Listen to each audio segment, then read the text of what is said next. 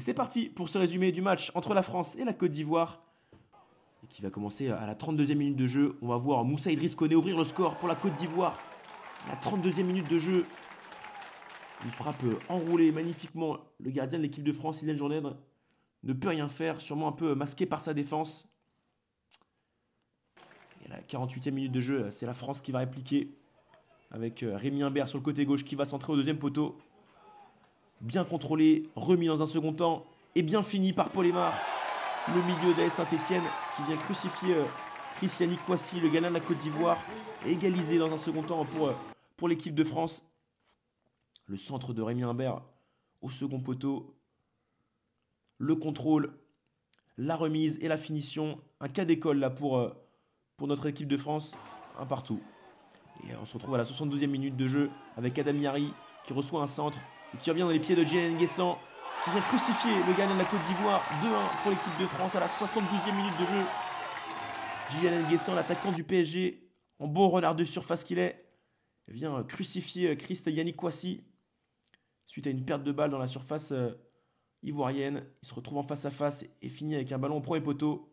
Mais ce match n'est pas fini puisqu'à la 76e minute, c'est Ibrahim Dosso qui vient remettre les compteurs à zéro, 2 partout. Le numéro 9 de la Côte d'Ivoire, à 5 minutes du terme, qui vient conclure un beau mouvement initié par Youba Koulibaly, un beau centre et bien repris qui passe entre les jambes de Ilian Jourdain. Et ce match va se finir de cette manière, 2 partout entre la Côte d'Ivoire et la France. La France qui peut nourrir des regrets dans ce premier match du Mondial Football Montaigu. Et on se rend à Pouzauges pour le résumé du match entre le Japon et le Mexique dans ce groupe B où c'est les Mexicains qui vont commencer à être dangereux dans cette première période dès la 9e minute de jeu avec cette frappe enroulée de Gaël Garcia, entrée de surface, là, juste à côté du but japonais. Quelques temps plus tard, à la 61e minute de jeu, c'est Shimon Kobayashi qui va s'illustrer tout seul cette fois-ci avec ce petit piqué qui vient mourir sur la transversale. On n'est pas loin du but du tournoi avec ce numéro de soliste extraordinaire. Un crochet, puis un deuxième dans la surface, un râteau pour éliminer l'adversaire. Et le petit piqué qui vient mourir sur cette transversale. Quel dommage. Et les Mexicains avec ce centre de Cario et la tête de Zambrano, le capitaine. Les Mexicains pleins de réalisme dans ce match. Le capitaine mexicain qui vient délivrer les siens à la 64e minute de jeu avec ce centre bien enroulé de Cario, le numéro 7, qui va dresser un centre à son capitaine entre le 6 mètres et le point de pénalty. Magnifique tête plongeante. 72e minute de jeu, les Japonais n'ont pas dit leur dernier mot avec cette action collective. Talonnade, puis Madjer et Shimon Kobayashi qui vient buter sur le gardien mexicain qui était aux aguets. Quelle action collective de grande classe. On va la revoir. Talonnade. Hop. Dans un deuxième temps, Madjer. Élimination avec un petit extérieur. Frappe dans un deuxième temps. Et le gardien mexicain qui est aux aguets. Donc on va rester là à Pouzauges entre le Japon et le Mexique. 1-0. Place au match entre l'Argentine et l'Arabie Saoudite dans ce groupe A au Sables d'Olonne. Et dès la 20e minute de jeu, l'Argentine va s'illustrer et ouvrir le score par le biais de Jeronimo Gonzamatar, le joueur des Newell's Old Boys en Argentine. Avec ce mouvement collectif, ce petit centre et ce plat du pied qui vient tromper le gardien saoudien Moussa Ahed. 1-0 pour l'Argentine. Et ça va continuer au Sables d'Olonne, puisqu'à la 51e minute de jeu, le buteur qui va se retrouver au début de l'action avec ce magnifique extérieur. Ensuite, le dédoublement du défenseur, Moussa Ahed qui repousse. Et encore Jeronimo qui vient doubler la mise, lui qui était au départ de l'action et qui en est à sa finition.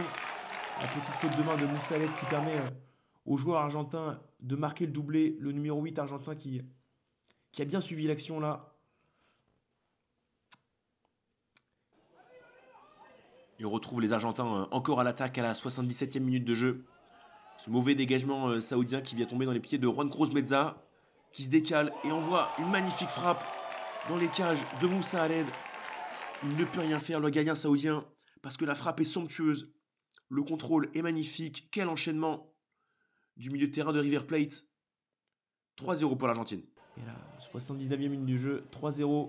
Et les Argentins qui vont aggraver le score avec un 4e but. de Diego Freitas Vega. 4-0 pour l'Argentine à la 70e minute de jeu. Bientôt la fin.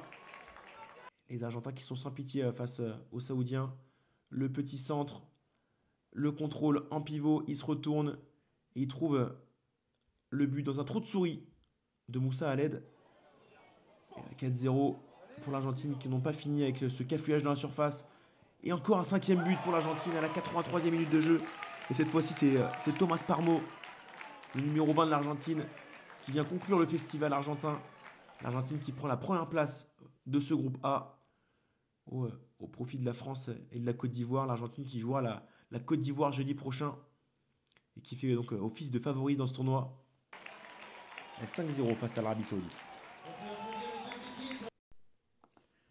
Et on passe désormais au résumé du match entre les Pays de Galles et la République tchèque, ici à Fontenay-le-Comte.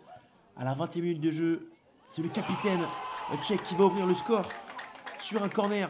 Une première tentative repoussée par la défense galloise. Et c'est bien Martin Kovar qui va ouvrir le score sur sa deuxième tentative, sur le petit filet de Hayden Stock, le gardien gallois qui ne peut rien faire au milieu d'une forêt de joueurs. La rage de vaincre du capitaine tchèque. Et c'est qu'à la 80e minute de jeu que Ruben Ferlet va doubler la mise et sécuriser la victoire pour la République tchèque. Suite à un bon service, on va le revoir, de Sebastian Pech dans l'intervalle.